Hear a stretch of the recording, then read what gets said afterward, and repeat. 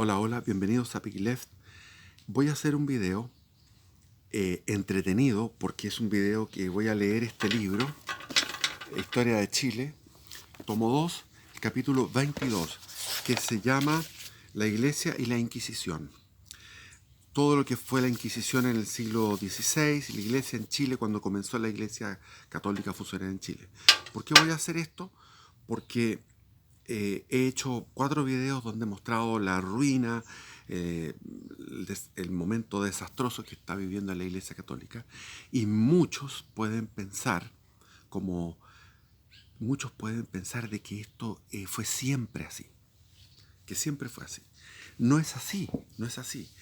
Yo me recuerdo cuando en mis tiempos cuando tenía relación con gente de izquierda y se hacía una sobremesa y se hablaba sobre los curas pedófilos y la homosexualidad en la iglesia y todo esto, se mencionaba de que esto era de siempre, que siempre había sido así. De hecho, si uno va a los textos, esto se desmiente. Evidentemente que habían casos de lo que se llamaba antiguamente la sodomía, se le llamaba a la homosexualidad la sodomía, que era castigado con la pena capital, eh, y, y había distintos casos, pero de pedofilia casi no existen esos casos. O sea, la pedofilia no existió prácticamente. No existe ninguna referencia en los escritos, en lo que era el tribunal de la Inquisición, en la iglesia antigua, en los tribunales eclesiásticos que trataban toda la parte disciplinaria y los delitos que podía cometer el clero. El clero era abundante en número. Ahora hay un clero muy pequeño con respecto a la población. Es más o menos un sacerdote por más de casi 6.000 católicos bautizados.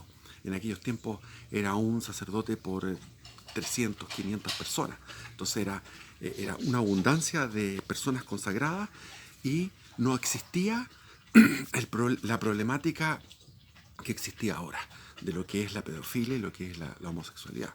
Entonces esto es un problema actual, de la época actual, moderno. Ahora, voy a tomar este libro, que es el tomo segundo de Francisco Antonio Encina sobre Chile, y el capítulo 22, la Iglesia y la Inquisición. Entretenido. Hay cosas realmente humorísticas. Primero empieza dice, el Papa Pío IV erigió la diócesis de Santiago del Nuevo Extremo y nombró su primer obispo al bachiller don Rodrigo González de Marmolejo, el 27 de junio de 1561. Este don Rodrigo González de Marmolejo es uno de los cronistas de la conquista. Cronistas son aquellos que escribían lo que ellos vieron que estaba sucediendo o lo que ellos escucharon porque no podían estar en todos los lugares, escuchaban los relatos de la batalla, por ejemplo, qué sé yo, de Tucapel. Entonces ellos escuchaban los relatos y escribían. Entonces Rodrigo González de Marmolejo era el primer obispo que tuvo Chile y que se nombró en ese año 1561 y escribió sobre la conquista. Después la ceremonia de posesión del obispado tuvo lugar el día siguiente, después de una misa mayor, a, llevadas a la cabeza y besadas las reales órdenes por las autoridades. O sea, había una serie de, de cosas, de detalles que no puedo entrar en todo porque la idea es leer las cosas más entretenidas. Para mí todo es entretenido. Yo leí este capítulo y lo encontré entretenido completo porque uno se va metiendo en cómo era aquella época. ¿Ya? Después, por ejemplo, tuvieron un problema. El problema que se produjo con las predicaciones de Fray Gil González de San Nicolás. Ese era el nombre que tenía.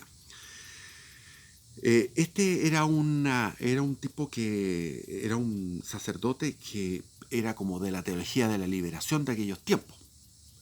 En toda la época había este tipo de predicadores.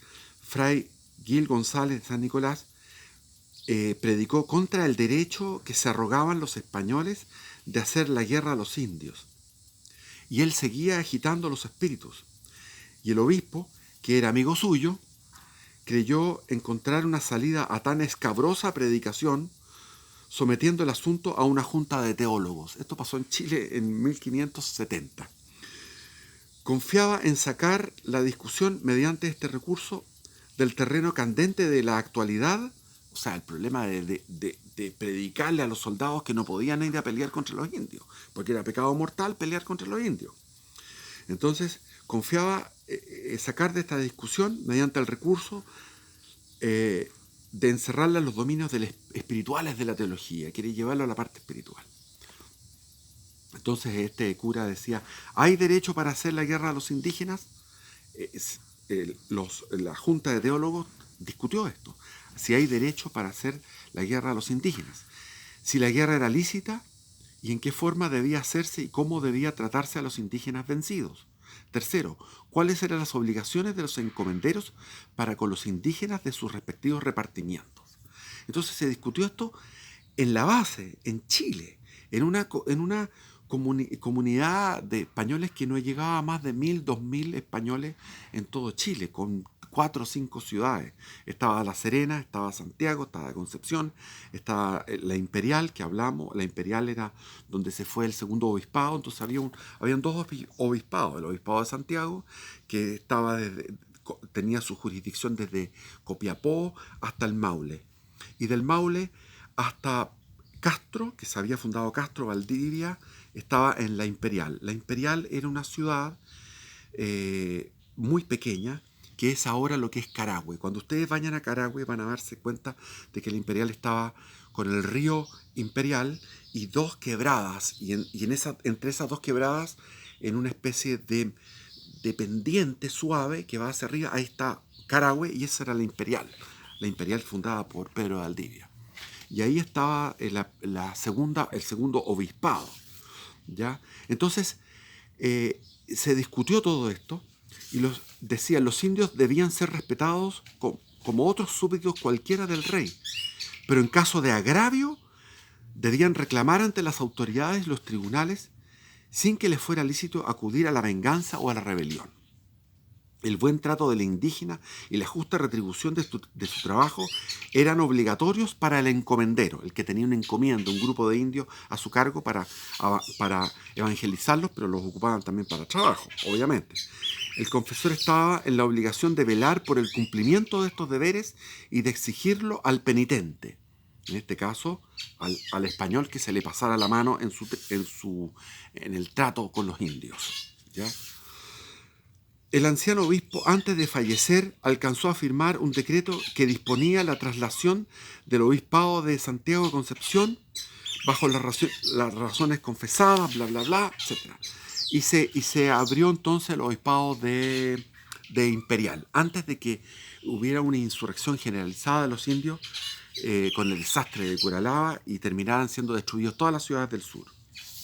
Después menciona otro obispo los problemas que tuvieron. Creación del obispado de la Imperial.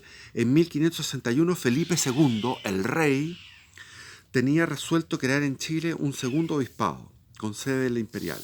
A petición suya, Pío IV, el Papa Pío IV, erigió una nueva diócesis el 22 de marzo de 1564. Y se empiezan a contar muchas cosas aquí. Muy entretenido, pero tengo que irme a las órdenes religiosas. La primera orden religiosa que llegó en Chile fue los dominicos y después llegaron los franciscanos.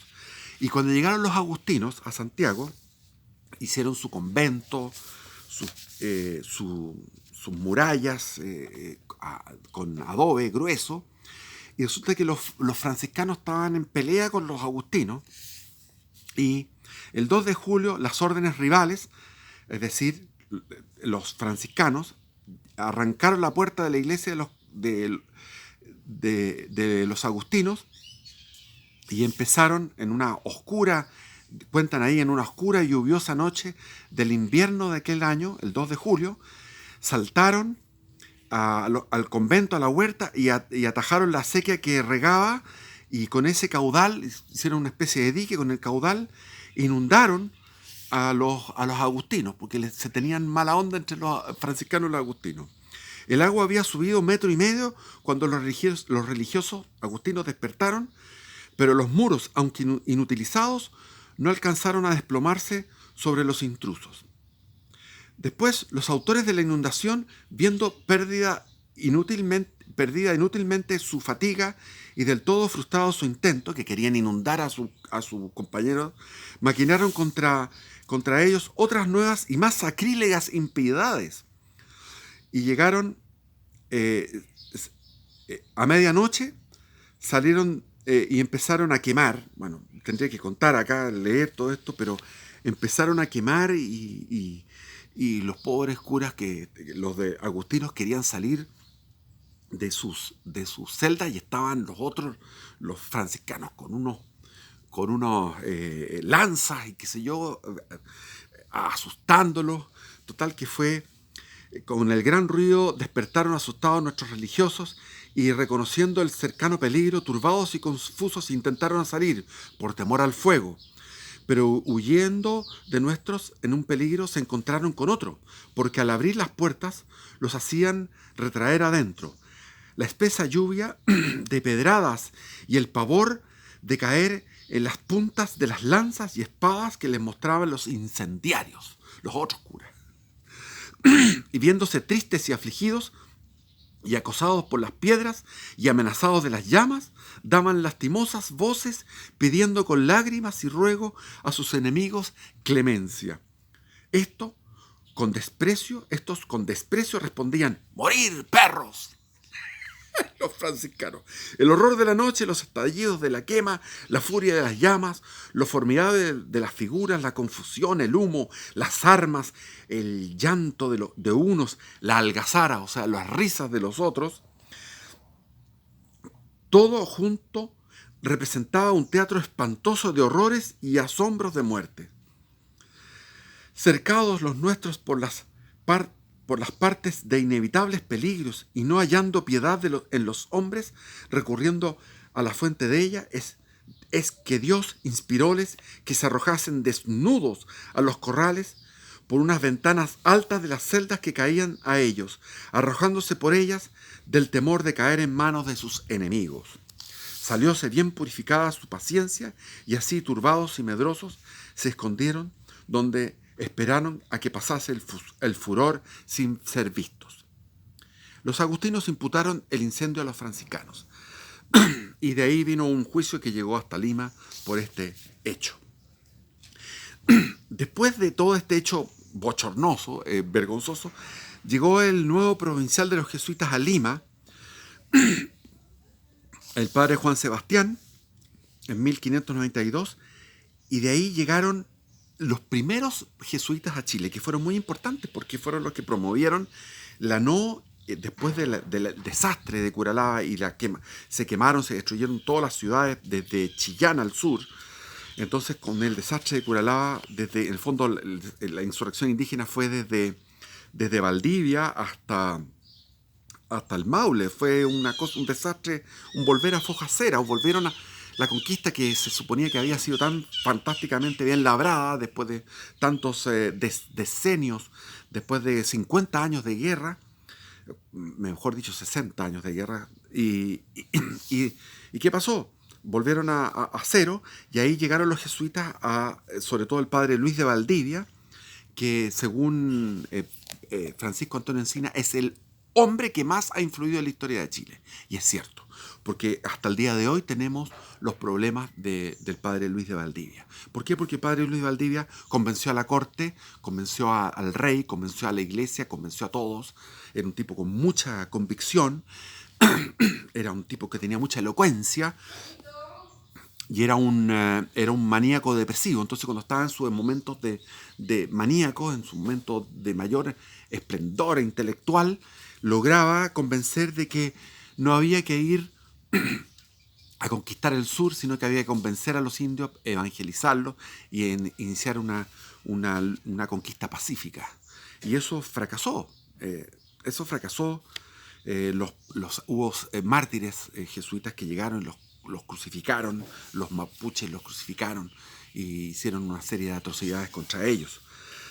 Entonces aquí dice: llegaron 30 operarios a la mies. El padre Zúñiga de Europa preparó a 5 padres, llegaron 30 a Lima, y 5 padres a Santiago, a Chile.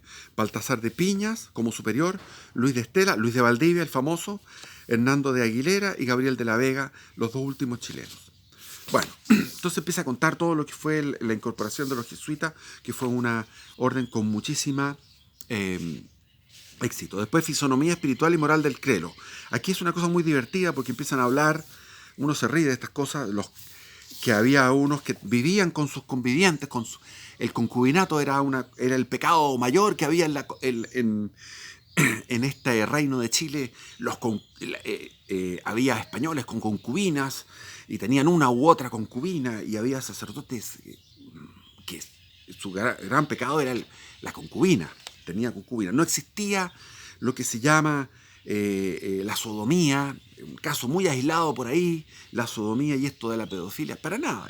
Simplemente eran el concubinato, tener una mujer en la misma celda, y de ahí se nombró la Inquisición. El establecimiento de la Inquisición obedeció en el fondo al deseo de mantener la unidad espiritual que anima a los pueblos vigorosos durante el período culminante de su expansión. Eso es lo que dice Francisco Antonio Encina. El establecimiento de la Inquisición obedeció en el fondo al deseo de mantener la unidad espiritual que anima a los pueblos vigorosos durante el período culminante de su expansión. Y eso era lo que era España, era un pueblo vigoroso. El establecimiento de la Inquisición en América data de la época del cardenal Adriano de Utrecht, inquisidor general de España, y más tarde fue Papa Adriano VI, que nombró al dominico don Pedro de Córdoba inquisidor con residencia en España, etc. Entonces, nombran aquí el caso muy de Jerónimo, de Francisco de Aguirre, que perdió toda su fortuna por acusaciones que eran falsas. En su defensa, frente al tribunal de la Inquisición, perdió toda su fortuna este famoso Francisco de Aguirre, que fundó La Serena y era uno de los que quería heredar el título de gobernador después de la muerte de Pedro de Valdivia. Después vino en 1566 el proceso a don Pedro de Lispberger. ¿Le suena Lispberger? De ahí viene la Quintrala. La Quintrala viene de haber sido hija de este Pedro Lispberger, o nieta, ahí no sé. Pero Pedro de Lispberger, que tenían una hacienda en lo que es ahora La Ligua, Cabildo, todo eso, toda esa zona del norte chico. Entonces se le procesó por haber dicho que comillas, dijo Lispberger, Nuestra Señora no había parido por el vaso natural, sino que por el ombligo. Por decir eso, a pesar de que el reo sostuvo que lo había dicho como un elogio a la Virgen, y lo había dicho bajo el efecto del vino, y se le condenó en octubre de 1566. ¿Y cuál fue la condena? A que diese una misa en forma de penitente, y a que pagase 2 arrobas de aceite. El reo cumplió la penitencia, pero apeló a Lima, y el Tribunal del Santo Oficio le absolvió y mandó, comillas, que fuese restituido en su honra y fama, según que lo estaba antes de la dicha sentencia y abjuración, y que ésta y los méritos de ella se lean en la Iglesia de Santiago de Chile. O sea, el mayor daño que tenía era su honra y su fama, porque tuvo que pagar 2 arrobas de aceite, nada. Y el que perdió mucha plata fue, como les dije, Francisco de Aguirre. Después, en otros 8 procesos que estaban pendientes al establecerse el Tribunal de la Inquisición en Lima, los reos fueron absueltos y se les condenó a penas pecuniarias pequeñas. Hernando de Alcántara, vecino de Concepción, procesado por haber dicho que la fe es mayor que la caridad. Dijo, no, la fe es mayor que la caridad. Eso era un síntoma de luteranismo, de protestantismo. Entonces fue condenado a la prisión que habría de sufrir y en el viaje que había hecho a Lima. Sebastián Cortés natural de Conde, en Portugal, fue condenado a pagar una arroba de cera y otra de aceite para alumbrar al Santísimo Sacramento, por haber dicho, comillas, que ya Dios no le podía hacer más mal que el que le había hecho, cierre de comillas. Eso se consideraba una blasfemia, cuando uno diría, oye, Dios ya no me puede haber hecho más mal de todo lo que me ha hecho. Blasfemia, quejarse contra Dios, con motivo de estarse anegado el navío en que iba. Eso fue cuando iba navegando y el navío estaba anegado, estaban sufriendo penalidades con el mal tiempo, se hundían muchísimos navíos y se hundían por el mal tiempo y también por chocar con ballenas, porque la costa chilena estaba repleta de ballenas, entonces chocaban con ballenas.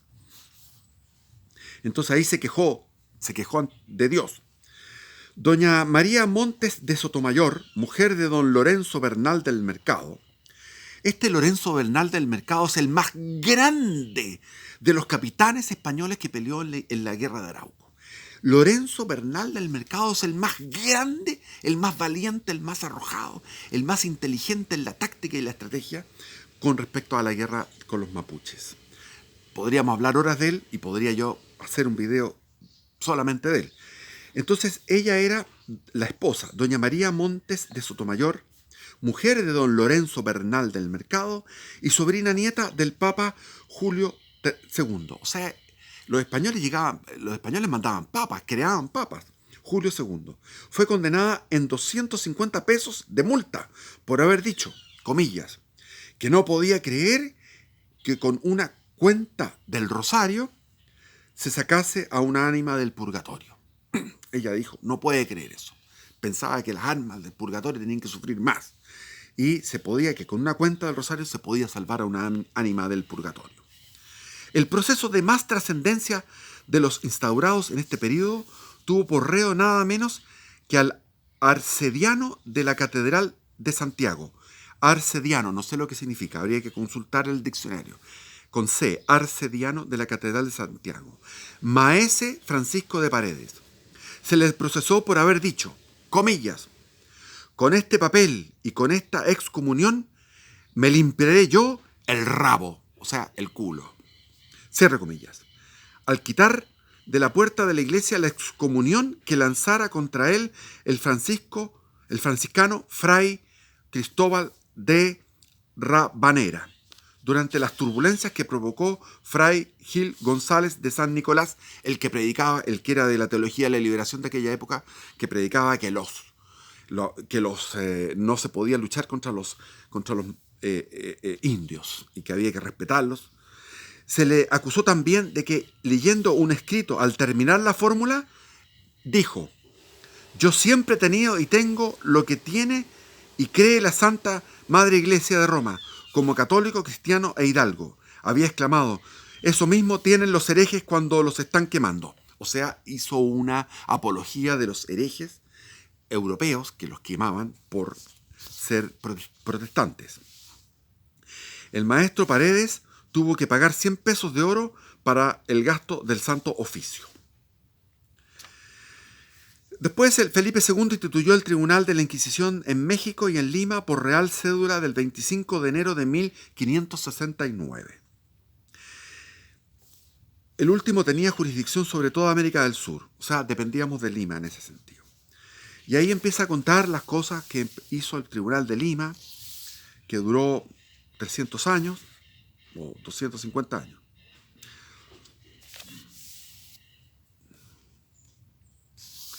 Los recalcitrantes eran quemados vivos. A los arrepentidos se les ahorcaba primero y solo se quemaba su cadáver. A los autos de fe asistían el virrey, la audiencia, el cabildo, la universidad y un numeroso gentío ávido de presenciar el espectáculo. Siempre ha tenido mucho éxito en la antigüedad esa crueldad del ser humano de ir a presenciar un espectáculo cruel. En Chile los espectáculos crueles duraron hasta el siglo XIX. Entonces la gente iba. La Plaza de Armas tiene un historial de espectáculos crueles, de ahorcamientos y todo esto. A los últimos que los hizo, bueno, el que le gustaba hacer eso era a Carrera, José Miguel Carrera le gustaban los espectáculos crueles. El reo salía acompañado de los familiares, llevando la vela verde, la carroza o un cucurucho de papel, como de una vara de alto en que iban pintados diablos, llamas y otras figuras alusivas al delito. El San Benito y el capotillo de amarillo de una o dos aspas que se colgaba después en la catedral y otras iglesias en memoria del delincuente, una soga al cuello y en ocasiones la mordaza. Ahora, la cantidad de ejecutados por la Inquisición española en la península, más la de México, más la de Lima, no suman suman un poco más de 3.000 durante todos esos siglos, lo que demuestra que la cantidad de ejecutados era muy poca, 3.000 en 3 siglos, ¿ya? Esos son los archivos que hay. Y ¿qué pasó? Que finalmente, lo que dice acá, lejos de moralizar, el tribunal se sumó a la corrupción ambiente. A mediados del siglo XVII, el marqués de Barinas decía al rey en un memorial que es lo mismo sacar a un fraile de un convento y enviarle a una doctrina como a un caballo de una caballeriza soltarle un hato de yeguas. Porque estaban hablando del relajamiento de las costumbres. La libertad en que viven las religiosas en aquellos países es tal que ellas mismas abren las puertas al desorden. En las ciudades grandes, la mayor parte de ellas viven fuera de los conventos, en casas particulares. Lo mismo sucede en las ciudades pequeñas, en las villas y en los asientos, que son aldeas. Los conventos están sin clausura, y así viven los religiosos en ellos, con sus concubinas dentro de las celdas, como aquellos que las mantienen en sus casas particulares. O sea, el concubinato era una cosa normal. La Inquisición nada pudo hacer contra la inmoralidad del medio que, como los termes, había reducido a polvo el armazón moral de la sociedad, como las termitas. Había reducido a polvo la armazón moral de la sociedad, dejando intacta la superficie barnizada y, en cambio, pronto se hizo intolerable aún para los virreyes y las audiencias. Entonces, siguen aquí distintos procesos interesantísimos sobre otros acusados que son divertidos, porque son unas acusaciones muy divertidas, por actos torpes y feos, etcétera. Bueno, lo interesante aquí es que había muchos reos de causas comunes, es decir, gente que cometía robos con violencia, por ejemplo, y que se acogían a la Inquisición, o sea, se hacían los locos, se hacían los herejes, se hacían los endemoniados, porque el tribunal de la Inquisición era mucho más suave, mucho más benévolo que el tribunal civil.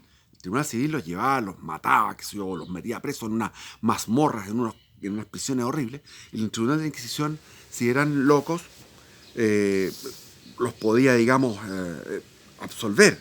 Entonces,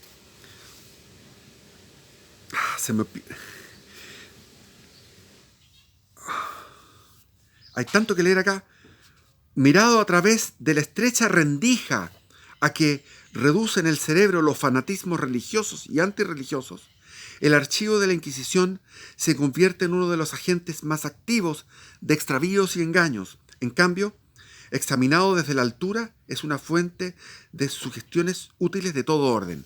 Empieza a hablar aquí que caían unos que tenían atacados de histeria mística, con complicaciones demoníacas y eróticas. Había una complicación demoníaca y erótica. Yo creo que había algunos que estaban con una calentura tremenda y que se iban en voladas de, como dice aquí el Santo Oficio, atacados de histeria mística con complicaciones demoníacas y eróticas.